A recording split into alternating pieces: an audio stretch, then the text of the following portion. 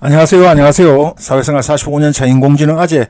오늘은 15강으로 진행이 되고 있는 프롬프트 엔지니어링 강의 벌써 네 번째가 되었습니다. 제로샷부터 시작해서 퓨샷 그리고 연쇄 사고 기법.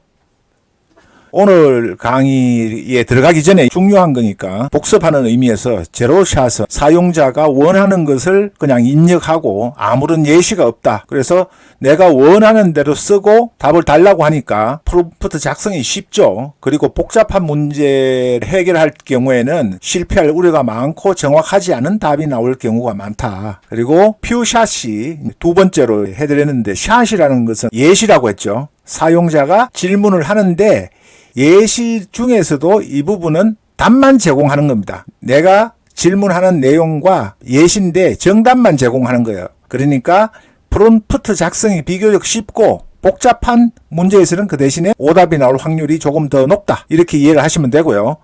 어제 설명을 드렸던 연쇄사고 기법, Chain of Source Prompting이라고 하는 건데, 사용자가 질문과 예시, 정답의 과정을 1 더하기 1은 2다라는 답을 푸는 프로세스의 과정을 예시로 제공하는 겁니다. 그러니까 프롬프트의 구성이 굉장히 복잡해지죠. 질문 하나, 예시 하나, 또는 예시 둘, 질문 둘 이렇게 되는데, 그게 답이 1은 2만 제공하는 게 아니라 하나와 하나를 더하니까 2가 되고, 또는 거기에서 2를 더한다고 하면 4가 되는데 1 더하기 1은 2개가 되고 2개하고 2개를 더하니까 4개가 된다. 이렇게 예시를, 정답을 푸는 과정을 전부 다 작성을 해야 되기 때문에 프롬프트의 작성이 복잡하고 어렵다라고 말씀을 드렸습니다. 그러나 제로샷이나 퓨샷보다는 정답일 확률이 높다. 그런데 이걸 편하게 하기 위해서 여러분들께 설명드린 게 있죠. 제로샷 원하는 것만 하고 연쇄사고 기법을 적용하도록 요청하는 프롬프트를 추가함으로써 복잡한 예시를 추가하지 않아도 되는 기법을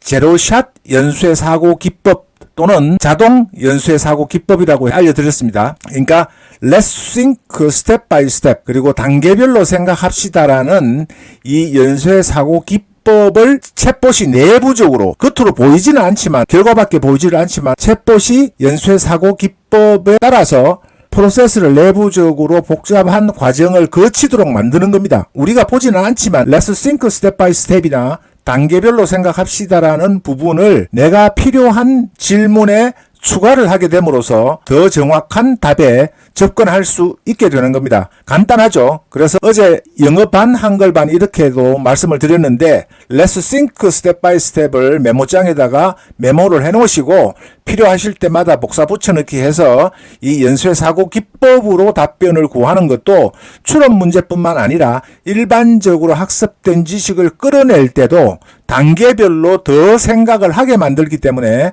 더 높은, 여러분들이 원하는 답에 가까운 답을 줄 수 있다. 오늘 여러분들께 소개시켜 드릴 부분은 자기 일관성, self-consistency, 자기 일관성 기법인데 스펠링이 조금 잘못됐네요. 이 부분은 어제와 마찬가지로 잠깐 짧게 설명을 드리고 넘어가겠습니다. 이 부분은 어떻게 되느냐 하면, 자기 일관성이라고 하는 부분은 제로샷처럼 질문을 하지만은 이 자기 일관성은 챗봇이 내부적으로 내가 6살일 때 여동생은 3살이었다. 지금 내가 70살이므로 여동생은 67살이다라는 답을 일관되게 나오게 만들려고 하는 겁니다. 일관성의 법칙이. 그러니까 어떤 부분이냐면은, 질문을 이렇게 하나 던지게 되면은 생성된 답변들이 세 가지가 있어요. 67살이다, 67살이다, 35살이다 있는데, 답변들 중에서 가장 정확하다고 생각되는 답을 선정해서 제공을 하는 겁니다. CO 연쇄사고 방식에서도 여러분들은 결과물로는 보지 않지만은 챗봇이 내부적으로 Let's think step by step이라는 걸 입력함으로써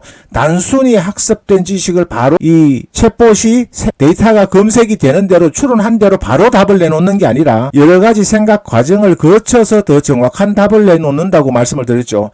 이 부분도 마찬가지입니다. 마찬가지입니다. 여러분들이 보는 답은 67살이라는 정답 하나만 보게 되지만은 답변을 하기 전에 내부적으로 챗봇은 내가 프롬프트에 입력을 함으로써 이렇게 세 번의 과정을, 한 번의 과정이 아니라 세 번의 과정을 거쳐서 보다 정답에 가까운 답을 선택을 해서 알려줄 수 있도록 하는 겁니다. 그러니까 이 기법은 정확도와 신뢰성을 높이고 논리적인 오류를 줄이고 더 나은 사용자 경험을 제공을 하는 겁니다. 이 부분은 어떻게 적용하느냐? 이 부분은 마찬가지로 내부적으로 가는 겁니다. 어제 말씀드린 것 중에서 이 연쇄 사고 기법을 학습 도우미로 쓸 수 있다 그랬죠. 이 응용하는 겁니다. 이 연쇄 사고 기법을 학습 도우미로 쓸 때는 Let's think step by step으로 문제를 해결해 주세요가 아니라 답변을 Let's think step by step 방식으로 달라고 하면은 문제를 풀이하는 과정까지 전부 설명을 해줌으로써 학생들이 배울 때 원리를 과정을 봄으로써 이해할 수 있는 도우미 역할을 한다고 했죠. 학습 도우미 역할을 하는데 자기 일관성도 마찬가지입니다. 자기 일관성 방식을 적용해서 답을 작성하세요 이렇게 함으로써 여러분들이 겉으로 보기에는 다르지만 결론이 달라진다, 훨씬 더 정확해진다는 겁니다. 이거는 그냥 믿고 하셔야 되는 거예요. 그걸 어떻게 증명하냐, 그게 아니라 이 학습을 시킨 방법에서 이미 증명이 되었기 때문에 이 방식으로 해야 되는데